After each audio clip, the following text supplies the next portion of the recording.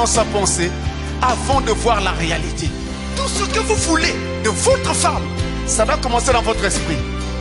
Tout ce que vous voulez de votre mari, ça doit commencer dans votre esprit. Tout se passe là. Il est donc permis de rêver. Dieu, notre Père Céleste, c'est toi qui as rendu ce jour possible. Et nous venons à toi sous le sang versé de l'agneau, plein de joie dans nos cœurs, de voir ce qui va se faire ici, étant entendu que c'est un symbole de ce qui aura lieu très bientôt dans la gloire. Viens au milieu de nous pour conduire toutes tes choses et laisse que l'honneur et la gloire te reviennent. Nous avons recommandé toute la cérémonie à toi au nom de Jésus-Christ.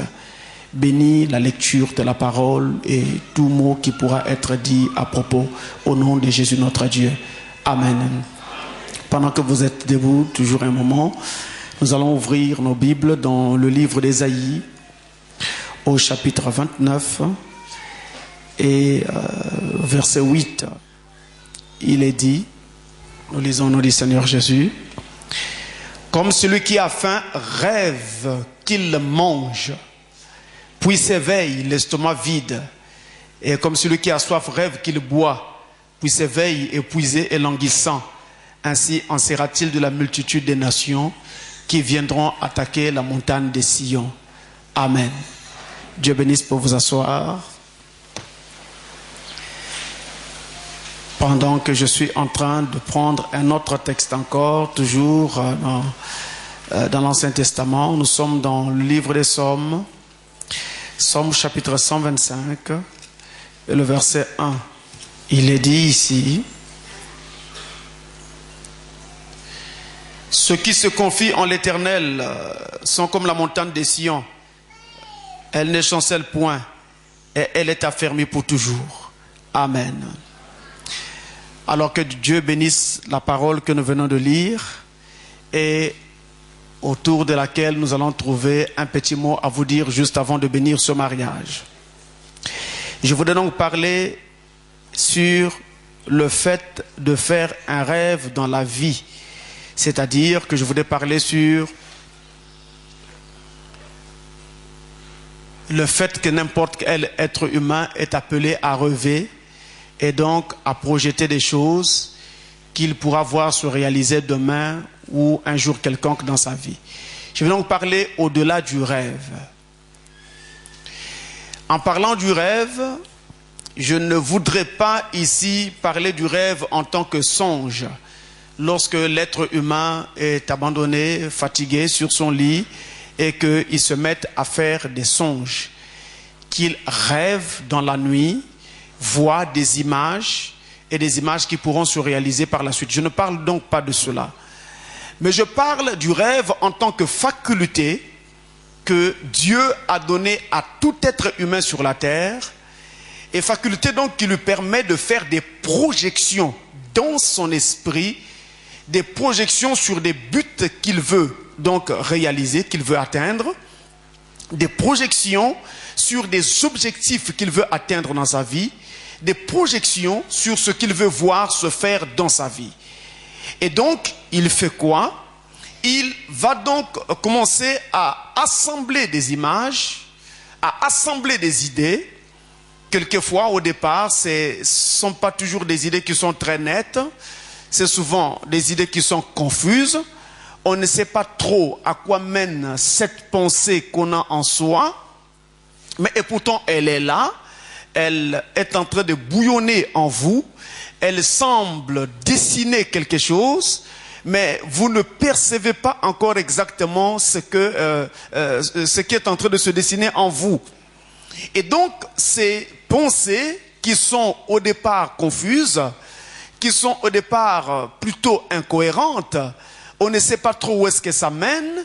Il arrive aussi que quelquefois ces pensées soient plutôt nettes et aussi vraiment suivies. C'est-à-dire que vous pouvez voir où commence la pensée, où est-ce qu'elle vous amène et quel va donc être son aboutissement. Vous avez donc comme ça une pensée qui se dessine en vous. Et ces pensées-là, qui nous permettent donc ainsi de rêver, se passent dans notre esprit. Or, chaque être humain est doté d'un esprit. nous sommes formés de 3 parties, comme le dit 1 Thessaloniciens 5, le verset 23.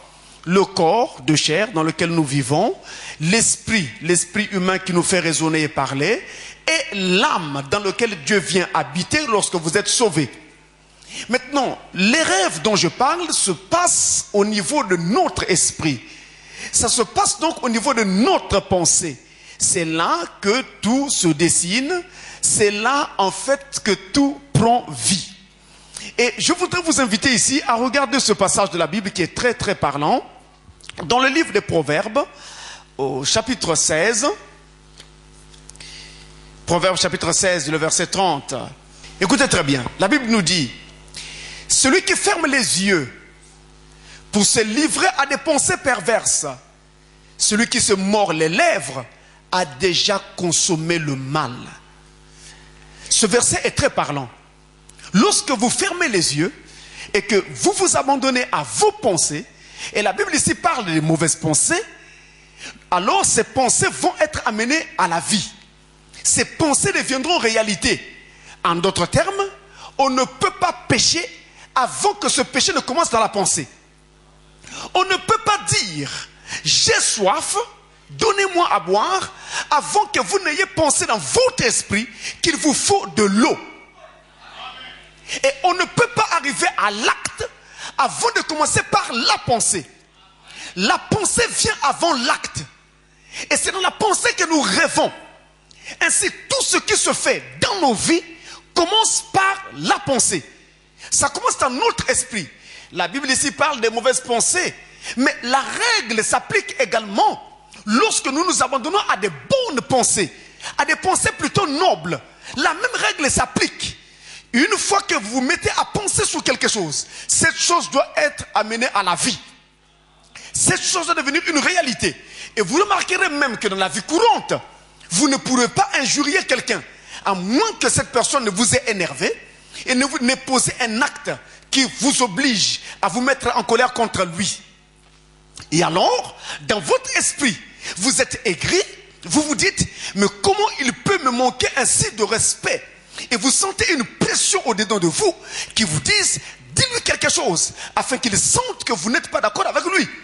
Et la pression est si forte dans votre esprit que vous finissez par injurier. Mais ça commence toujours dans l'esprit. Et si dans l'esprit, nous pouvons maîtriser ce qui se passe en nous, nous n'arriverons pas à l'acte. Mais si nous ne maîtrisons pas ce qui se passe en nous, nous arriverons à l'acte. Et que si cet acte est mauvais, cela veut dire que ce qui a triomphé en nous, c'était une mauvaise pensée. Et si cet acte-là est bon, cela veut dire que ce qui a triomphé en nous était un acte qui était plutôt bon. Donc rien ne se fait s'il ne commence par la pensée. Et l'être humain rêve d'abord dans sa pensée avant de voir la réalité. Tout commence là. Tout ce que vous voulez de votre femme, ça doit commencer dans votre esprit. Tout ce que vous voulez de votre mari, ça doit commencer dans votre esprit. Tout se passe là. Il est donc permis de rêver. Et il est donné à tout être humain de rêver. Cela n'est pas interdit, c'est permis. Et Dieu a doté chaque être humain sur la terre de cette faculté de penser, d'imaginer, d'assembler des idées, d'assembler des images dans son esprit et donc de rêver. Et alors, nous pouvons rêver de gloire. Vous rêvez qu'un jour, vous allez vivre la gloire. Vous pouvez rêver de fortune. Vous n'êtes pas assez nanti et vous voulez avoir assez d'argent. Et donc, tous les jours, vous rêvez que vous êtes maintenant nanti, que vous êtes vraiment couvert d'argent. Ce que vous n'aviez pas avant. Et ce n'est qu'en rêvant ainsi que demain vous aurez de l'argent. Et si vous pensez que vous êtes pauvre et que vous allez rester pauvre, eh bien vous allez mourir pauvre les yeux ouverts. Il faut donc rêver et avoir parfois les rêves les plus fous. Et ce n'est qu'en allant, en se laissant aller vers les rêves les plus fous, qu'on voit donc se réaliser les choses les plus folles. Nous pouvons rêver d'ambition, c'est-à-dire je veux devenir, je veux avoir, je veux être, Je dois arriver là. Vous devez avoir ces ambitions-là. Un être humain qui arrête d'avoir des ambitions a cessé de vivre. C'est-à-dire qu'il ne lui reste plus que la mort. Mais si vous vivez encore, vous devez continuer de rêver d'ambition. Ne soyez jamais découragés quant à la vie. Parce que tant que vous vivez encore, cela veut dire qu'il y a encore un espoir. Tant que vous êtes encore en vie, cela signifie que l'espoir n'est pas encore fini. Vous pouvez rêver. Rêver même d'habiter la campagne. Ce qui aujourd'hui est devenu un rêve noble. Et vous pouvez aussi rêver. Rêver d'amour. Cela est permis. Rêver d'amour. Et quand vous rêvez d'amour, vous commencez dans votre esprit à concevoir la femme qui va partager vos jours. Vous concevez dans votre esprit l'homme qui va partager vos jours. Personne ne voit ce que vous êtes en train de rêver. Au moment où Gino était en train de rêver, personne ne voyait. Personne ne savait. Il n'y a que Dieu qui voyait sa pensée. Mais maintenant, nous savons ce qui était dans la pensée de Gino. Vous dites Amen? Parce que ce qui était dans sa pensée est maintenant à côté de lui. Nous voyons sa pensée à côté de lui. Mais c'était dans sa pensée au départ. Il était en train de voir cette fille-là, plutôt un peu brune comme lui-même, légèrement courte, très belle de figure. Il était en train de penser à tout ça. Et il voulait qu'il soit comme ceci, comme cela et tout le reste. Donc ça se passait dans son esprit. Mais pendant que Gino ne savait pas, il y avait aussi quelque part une autre personne, donc une femme, qui était en train de penser à un homme qui va être son mari, mais il voyait cet homme-là exactement comme Gino.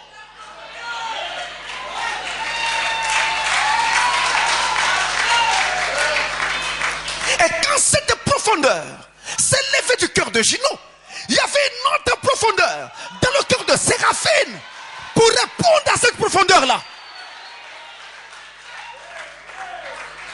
Vous ne pouvez pas dire, j'ai soif, je veux de l'eau. Si l'eau n'existe pas quelque part sur la planète, s'il n'y avait pas d'eau, personne n'aurait soif. Et pour commencer, l'eau est dans vos corps. C'est pourquoi quand ça diminue, le corps appelle. J'ai soif. La profondeur appelle toujours la profondeur. La profondeur qui était dans le cœur de Gino a appelé la profondeur dans le cœur de Séraphine.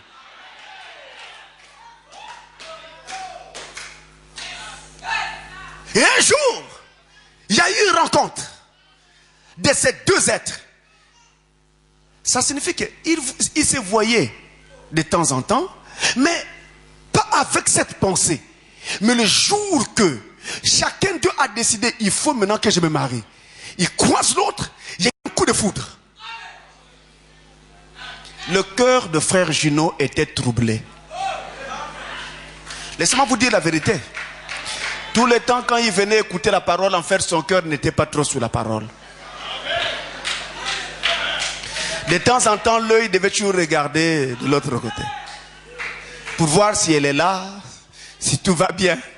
Parce que là, les deux profondeurs s'étaient maintenant rencontrées.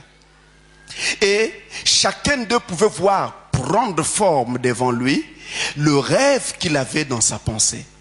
Et au départ, on se dit, je rêve ou quoi? C'est exactement le genre de personne que je voulais. Et chacun dit, mais c'est exactement le genre d'homme que je voulais. C'est exactement le genre de femme que je voulais. Est-ce que je rêve? C'est la réalité ou je rêve là? C'est ce qu'on sent au départ. Est-ce que c'est vrai? Après on s'est dit, bon, ça va. Bon, je ne sais pas trop si elle va accepter quand je vais lui proposer. On a encore un peu peur. Et on attend. Et on s'avance. Non, sœur, je voudrais te prendre en mariage. Et comme les femmes savent faire, ils vous font balader d'abord. Bon, mais tu dois attendre que j'aille prier. Mais elle est déjà d'accord.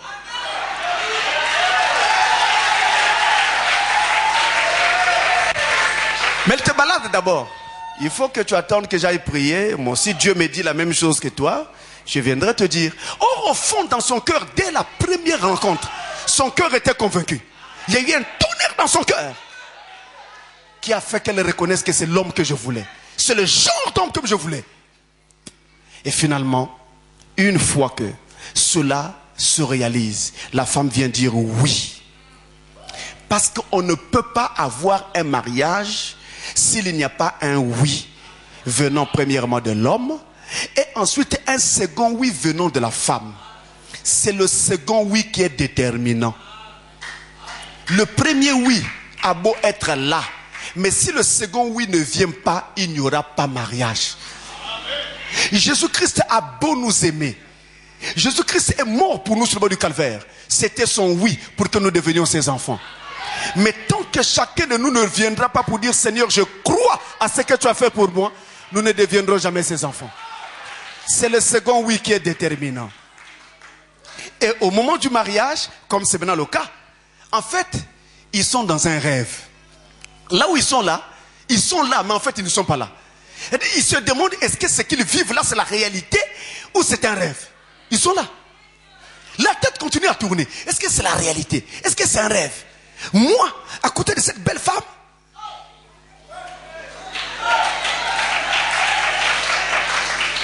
donc, on est toujours un peu dans un rêve. On se pose des questions si c'est la réalité ou pas. C'est la réalité, frère Gino. Parce que nos yeux physiques peuvent vous voir et vous toucher.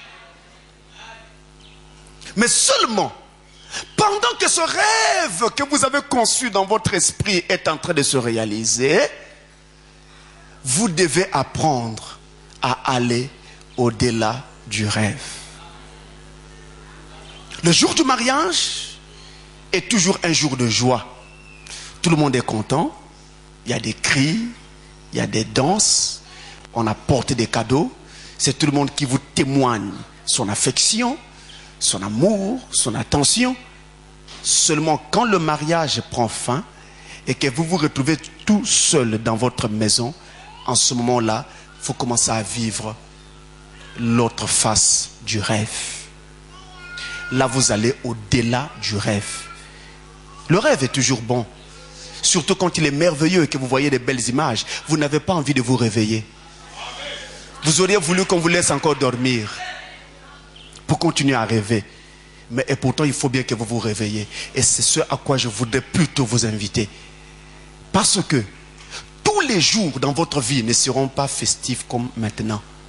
Il y aura des jours de joie, il y aura des jours de tristesse. Où vous verrez que le rêve a aussi ses réalités. Et que donc vous devrez affronter la maladie. Vous devez affronter le manque d'argent. Ça arrive. On ne vous souhaite pas ces malheurs-là. Mais et pourtant, aucun couple sur la terre ne peut y échapper. Vous aurez des enfants. Et vous verrez que parfois, il y aura des problèmes pour conseiller seulement les enfants. Et il y a parfois des petites disputes qui naissent. Et c'est là où nous avons besoin de garder l'amour du premier jour. L'amour que vous nous témoignez aujourd'hui. C'est cet amour-là dont vous aurez besoin, beaucoup plus besoin, quand les jours se feront vieux. Et je voudrais vous dire de ne jamais oublier cette règle. Vous aimez votre femme et votre femme aussi vous aime. Vous le croyez. Du moins vous croyez que votre femme vous aime et du moins elle aussi elle croit que vous l'aimez. Sur cette seule base, avancez. C'est-à-dire, chaque fois qu'il y aura un problème, Séraphine, tu dois te dire, je ne crois pas que Gino peut faire ça seulement pour me faire mal. Il peut s'être trompé, c'est un humain, alors je dois lui pardonner. Et Gino doit faire pareil. Parce que tous les jours, vous verrez, votre femme, certainement qu'elle doit préparer très bien. Mais, vous verrez qu'il y a des jours où la cuisine va rater. Il n'y a que Dieu qui fait du sans faute. Si vous me montrez une femme qui fait du sans faute en cuisine, alors elle est devenue Dieu, on doit l'adorer. Donc, elle peut très bien préparer. Elle te fait une sauce, après tu arrives là, les oignons se déplacent dans la sauce là. C'est très bien. Mais il y a des jours où quand tu arrives, tu goûtes, c'est plein de sel. Souvent, les hommes ont tendance à oublier tous les bons jours où la femme préparait correctement et à ne regarder que cette faute-là. On ne doit pas faire cela. Il faut comprendre que tout humain peut faire une erreur. Une inattention peut arriver et puis on met un peu plus de sel. Tout ce qu'il y a à faire, c'est de dire chérie, ça n'a pas marché, ce n'est pas grave, on va faire autre chose. Ou on peut acheter et puis on remplace. Parce que si vous prenez l'habitude d'éviter des disputes dans votre maison, vous allez vivre un couple heureux. C'est ça le secret du bonheur dans un couple. C'est de faire que l'amour que je porte pour mon partenaire me permette de comprendre qu'il ne peut pas faire ça juste parce qu'il veut me faire mal. Et même quand votre partenaire vous fait des reproches en vous disant ceci, je trouve que c'est déplacé. La façon de parler peut être aussi déplacée. Donc les mots sont mal choisis et on vous balance des phrases qui sont vraiment piquantes. Mais vous devez comprendre que votre partenaire a peut-être manqué la sagesse dans la façon de dire les choses, mais il voulait juste transmettre un message. Il n'est plus à l'aise ou elle n'est plus à l'aise par rapport à ce qu'il est en train de voir. Est-ce qu'on ne pourrait pas changer cela? La Bible dit, celui qui parle à la légère blesse comme un glaive. Donc vous pouvez dire une chose en vous disant, mais je lui ai dit seulement ceci. Mais vous ne vous rendez pas compte qu'en fait c'est en train de faire très très très mal. Donc si à vous ça ne fait pas mal, parce que vous comprenez pourquoi vous l'avez dit et dans quel esprit vous l'avez dit, mais quand l'autre vous dit moi ça me fait mal, il faut prendre cela en ligne de compte, parce que nous n'avons pas tous la même sensibilité. Chez moi ça ne fait pas mal, mais chez elle ça fait mal. Je dois considérer cela. Ce n'est qu'ainsi que je vais garder un foyer heureux. Quand ça n'ira pas, il arrivera même des moments où il y a un peu de tension. Pendant ces moments de tension-là, rappelez-vous cet amour de départ.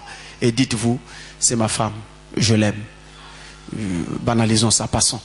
C'est comme ça que vous allez vivre un couple heureux. Alors, quand vous serez donc au-delà du rêve, rappelez-vous de cet amour qui vous a mené à vous unir aujourd'hui devant témoins et devant tous. Le rêve est bon, mais il arrive toujours un moment où on se réveille pour faire face à la réalité. Et parfois, en ce moment-là, on se rend compte que ce n'était qu'un rêve. C'est comme ça que beaucoup d'hommes se sont réveillés après la nuit des noces pour se demander quel genre de femme ils avaient épousé. Est-ce que c'était bien celle-là qu'il appelait chérie au départ ou c'est une autre? A-t-elle été transformée pendant la nuit ou c'est toujours la même personne? Pourquoi? Parce que là, il vient de se réveiller du rêve. Et il se rend compte qu'il a épousé, j'ai envie de dire, ça pourrait choquer, mais un monstre. C'est ce qu'il faudrait comprendre. Donc, gardez cela à l'esprit. Aimez-vous toujours. Et même l'amour dont on parle, vous allez voir, pour vous qui êtes chrétiens, que quand notre prophète a prêché sur l'amour, il a placé l'amour dans la pyramide. Et il dit que tout ce qui est là dans cette pyramide, c'est des caractères qu'il faut atteindre. L'amour ne se décrète pas. L'amour se construit. Donc, au départ, l'amour peut être faible. Mais après, devenir fort, très fort même, par la façon dont vous allez entretenir et construire cet amour. Par exemple, de temps en temps, vous rentrez et vous avez des cadeaux surprises que vous apportez à votre femme. Ça entretient l'amour. Et je peux vous dire une chose. La chose la plus importante qui entretient l'amour dans un couple, la chose la plus importante, frère Gino, qui entretient l'amour d'une femme vis-à-vis de son mari, c'est l'oreille attentive. Un homme qui est toujours capable de prêter l'oreille aux préoccupations de sa femme, que ce soit ses préoccupations personnelles ou les préoccupations de sa famille, cet homme-là peut se garantir l'amour de cette femme. Et la chose la plus importante qui retient l'amour d'un homme vis-à-vis d'une femme, sœur Séraphine, c'est le respect. Une femme qui est obéissante à son mari et qui fait toujours exactement ce que son mari a commandé, cette femme-là peut se garantir l'amour de cet homme. Et jamais une autre femme ne prendra cet homme-là. Et ça, c'est plus fort que de dire à votre mari tous les jours, je t'aime, je t'aime. Ça peut être des simples mots. Ce qui est plus fort, c'est ce que je vous dis là. Et je vous le dis par expérience. Retenez-le et ne l'oubliez jamais. Je terminerai par cette note. Il y avait une fois aux États-Unis une jeune fille qui était étudiante en art. Elle était fiancée à un jeune homme qui lui-même aussi était étudiant en art. Donc vous voyez que les deux étaient passionnés par la même chose. En général, dans un mariage, il y a souvent des points communs entre l'homme et la femme. Il y a toujours des points de divergence, c'est naturel. C'est fait ainsi pour que chacun soit la complémentarité de l'autre. Mais il y a toujours des points communs. Et donc, il va arriver que cette femme va avoir donc, cette jeune fille va avoir une bourse et son pays va l'envoyer dans un autre pays en Orient pour étudier l'art, parfaire ses connaissances en art. Avant de partir, elle s'est rencontrée avec son compagnon, son fiancé, et lui a dit: là, je vais aller très loin pour étudier l'art. Je serai très loin de toi. Mais je te promets que je resterai fidèle. Je ne trahirai pas l'amour que tu m'as témoigné. Et je reviendrai. Comme ça, nous nous marierons comme prévu. Ils se sont fait un vœu. La jeune fille est partie très loin, en Orient. Là, dans cette université, pendant qu'elle étudiait, chaque soir, après les études, autour des 17h, vers le soir, elle sortait, allait dans le jardin et fixait le soleil comme ça au coucher. Mais le surveillant de cet établissement l'observait et ne comprenait pas ce que cette jeune fille faisait.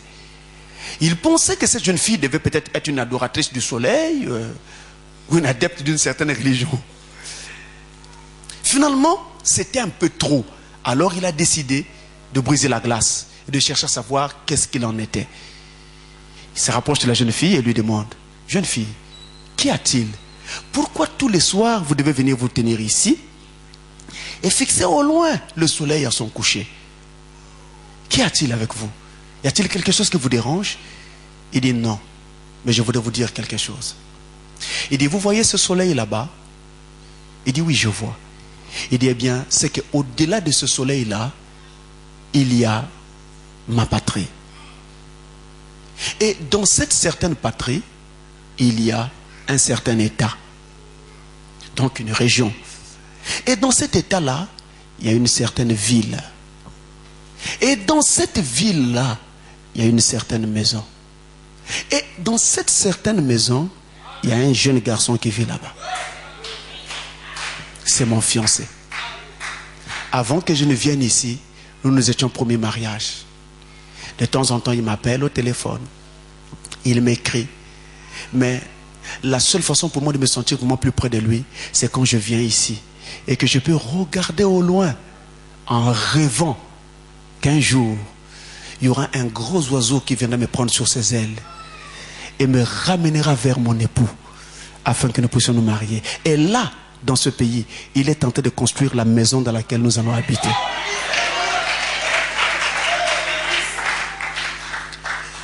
Alors, elle était toujours en train de rêver et donc de regarder ce qui se passera au-delà du rêve. C'est ce qui se passe également pour nous autres chrétiens. Nous sommes ici sur la terre. Tout ne va pas toujours bien. Il y a des moments où nous sommes tristes.